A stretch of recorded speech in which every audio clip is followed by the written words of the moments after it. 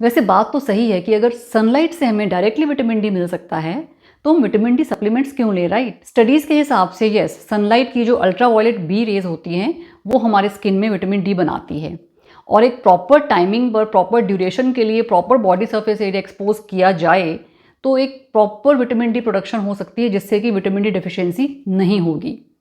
सो ये जो फैक्टर्स हैं कि कितना सरफेस एरिया एक्सपोज होना चाहिए, किस टाइम पे होना चाहिए, ये सब डिपेंड करता है कि आपकी एज क्या है, आप किस जगह पे रहते हैं, उस टाइम ऑफ द डे क्या है, एंड आपका फेयर स्किन है या डार्क स्किन है। तो ये कुछ फैक्टर्स हैं जिस पे डिपेंड करता है कि कितना सन एक्सपोजर होना चाहिए, right? But WHO and US department of health and human services के हिसाब से जो अल्ट्रावायलेट रेज ऑफ सन होती हैं they are carcinogenic. They have a potential to cause skin cancer.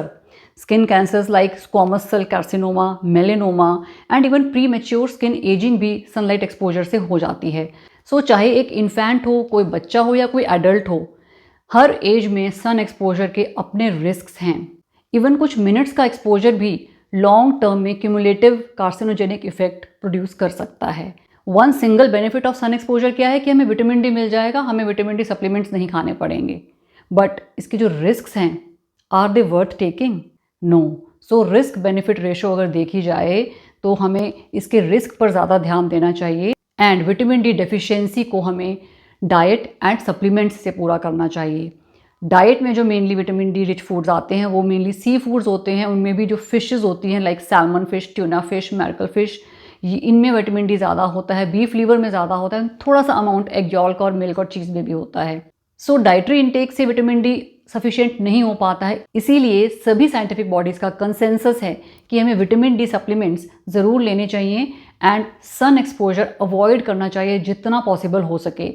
Even Australia में तो एक रूल बना हुआ है कि नो हैट नो प्ले, के बच्चों को बिना हैट के खेलने की परमिशन ही नहीं है।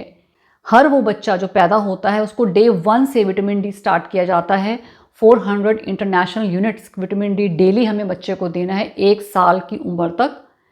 उसके बाद भी हमें ये मेंटेनेंस डोजेज विटामिन डी की कंटिन्यू करनी चाहिए, ideally for the life time.